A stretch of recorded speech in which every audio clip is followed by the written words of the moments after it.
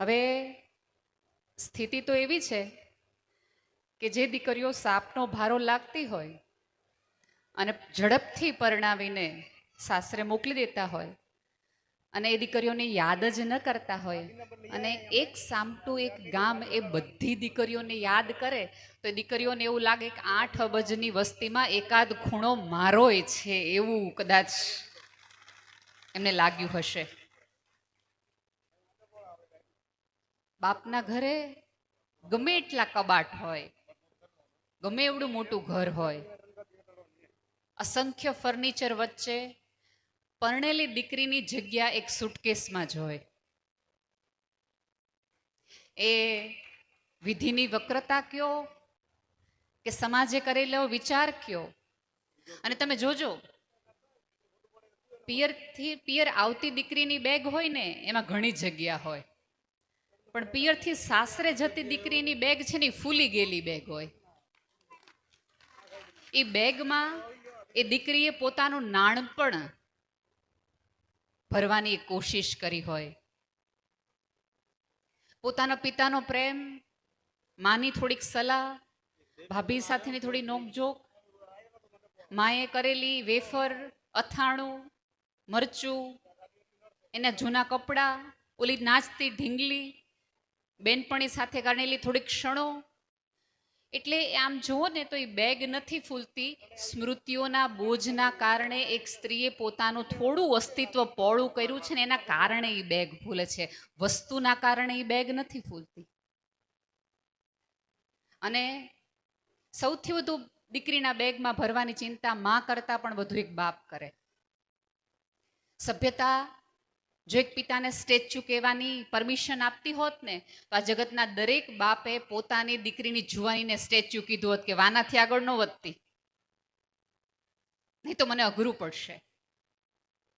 હું તો બહુ દ્રઢપણે માનું છું કે આપણે લગ્નમાં બહુ બધા અવાજો એટલા માટે કરીએ છીએ, શરણાઈઓ મોટે મોટેથી ઢોલ એટલા માટે વગાડીએ છીએ, એ એટલા બધા અવાજની અંદર એક બાપની રીસ અને ચીસ દબાઈ જાય, કોઈને ખબર ન પડે.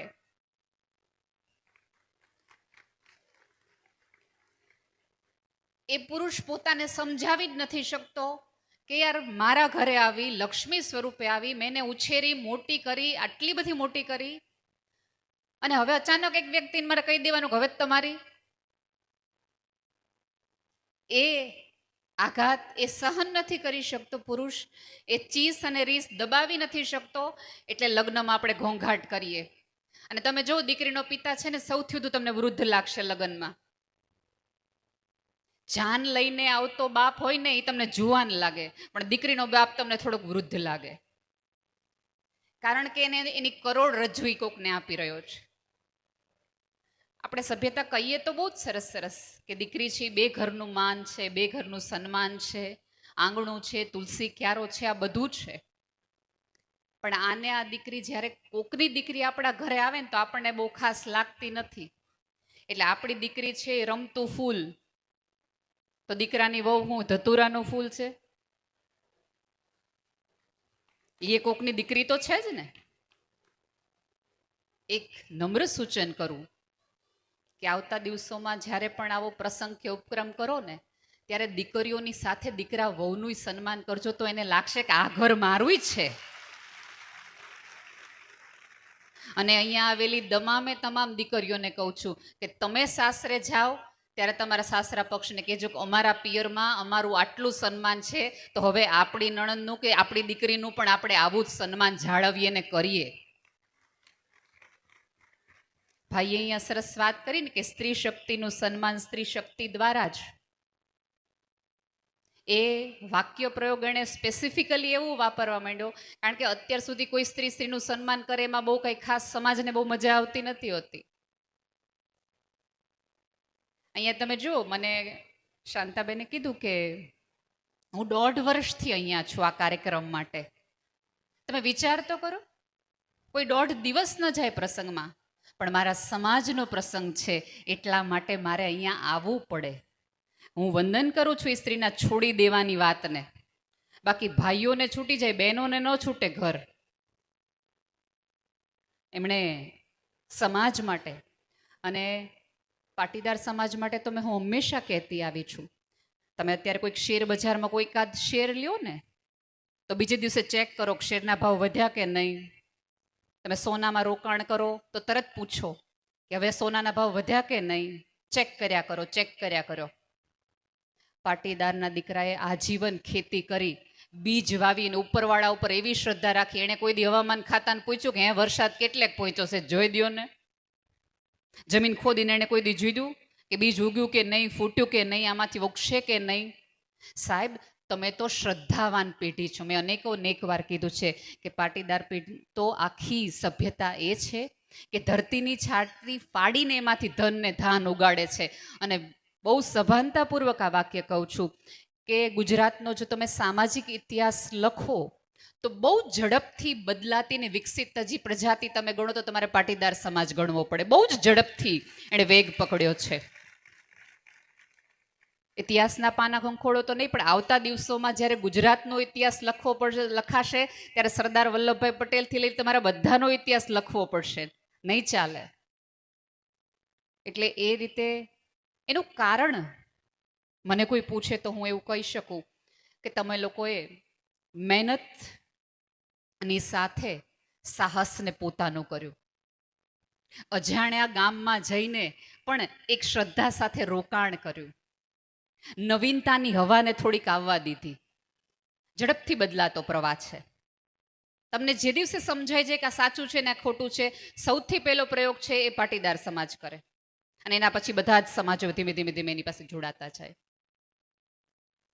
પણ મને આજે અત્યંત આનંદ છે કે કુટુંબમાં સારો પ્રસંગ હોય તો હવે તો દીકરીઓને કોઈ યાદેય નથી કરતું. એવા સમયે એક આખા સમાજનો સુંદર પ્રસંગ હોય અને ગામની બધી દીકરીઓને બોલાવવામાં આવે. હમણાં હું બેઠી હતી ત્યારે નૈનાબેન કરીને એક બેન છે, એ મને મળવા આવ્યા, અને હું જેમના ઘરે ઉતરી હતી ને એ બેનને એમણે બહુ વિવેક સાથે પૂછ્યું કે વાંધો નહીં ને હું બેનને મળવા આવી તો, કારણ કે એ બેનનું ઘર, નૈનાબેનનું ઘર નહોતું. તો એ બેન બહુ જ સરસ એક વાક્ય બોલ્યું, અરે બેન હોતું હશે તમારા જ બાપનું ઘર છે. સાહેબ, અજાણ્યા ખોડામાં બાપનું ઘર કહેવાનું કોઈ કહેતું હોય ને તો આ જગતની એક પણ સ્ત્રીને આત્મહત્યાનો વિચાર ન આવે કે કોક ખૂણો તો એવો છે કે જ્યાં જઈને રડી શકાય, કહી શકાય. બાકી તો બીજે દિવસે લગ્ન પછી, ત્રીજે દિવસ પછી દીકરી પગ ફેરામાં આવે ને તો એક વાક્ય બોલાવડે. અમારા ઘરે તો ત્યારે એમ છે, દીકરી બોલે ને તો રૂડું લાગે, પણ જ્યારે પિયરમાંથી એકાદ વ્યક્તિ એવું કહે ને કે તમારા ઘર હાલતું હશે, તે દિવસે એ સ્ત્રીનો પગ બહુ ભારે થઈ જાય.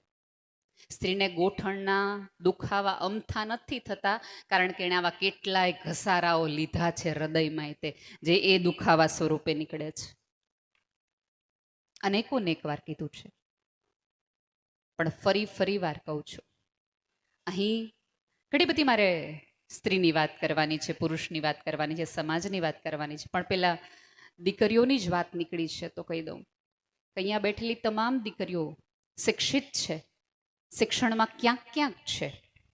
હવે સૌથી મોટી દરેક સમાજની એક સમસ્યા એ છે કે આપણે દીકરીઓને કેળવી દીધું કે બેટા આમ બોલાય, આમ ચલાય, આમ પહેરાય, આમ ઓઢાય. સરસ કેળવણી, આખો સમાજે ભેગો થઈને કન્યાઓની કેળવણી કરી, પણ આપણે બધા કુમારોની કેળવણી ભૂલી ગયા. અહીંયા બેઠેલી દરેક સ્ત્રીએ હવે થોડા પોતાના દીકરાઓને પણ કેળવવાની જરૂર છે કે બેટા આવતા દિવસોમાં ભણેલ ગણેલ છોકરી તારે ત્યાં આવશે, એ કદાચ બધું સહન નહીં કરે, એ બધું કદાચ નહીં સાંભળે. પોતાની ડિગ્રી લઈને આવી છે તો ક્યારેક પોતાની ઓળખનો પણ વિચાર કરશે, તો એ સમયે તારે એને એટલી હવા આપવી દેવી પડશે કે જેથી કરીને એને તમારે સમજાવવું પડશે. તમારે એ પણ સમજાવવું પડશે બેટા કે આવતા દિવસોમાં તારી સાથે કામ કરતી કોઈક સ્ત્રી, કોઈક દીકરી હશે, કોઈક માં હશે, કોઈક બેન હશે, એને તમારે આંખોના મૂંઝારા વાંચતા શીખવાડવા પડશે. એક સ્ત્રીના ચહેરા પરનો અણગમો વાંચતા તમારા દીકરાને શીખવવા પડશે કે જેથી કરીને એકાદ સ્ત્રી સાથે રહી શકે. કારણ કે આવતા દિવસોમાં તો જે ધારા વેળવાની છે 50-50% કામની હોવાની છે. 50% કામની જગ્યાએ સ્ત્રી હશે, 50% કામની જગ્યાએ પુરુષ હશે.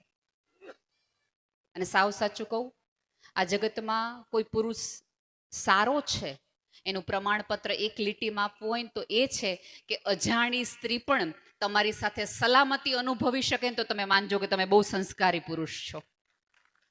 એને એમ થાય કે આ ભાઈને પડખે જઈશ ને તો મને વાંધો નહીં આવે, મારું સચવાઈ જશે મારું શીલ અને ચારિત્ર. એટલે અહીંયા બેઠેલી તમામ માઓને એક નમ્ર વિનંતી છે કે તમારા દીકરાઓને એવી સલાહ પણ આપો ને એવી કેળવણી આપો કે બેટા એક સ્ત્રી તારી સાથે સચવાવી જોઈએ, સમજાવી જોઈએ, એનો અણગમો તને વાંચતા આવડવો જોઈએ, એના આંખના મૂંઝારા તને વાંચતા આવડવા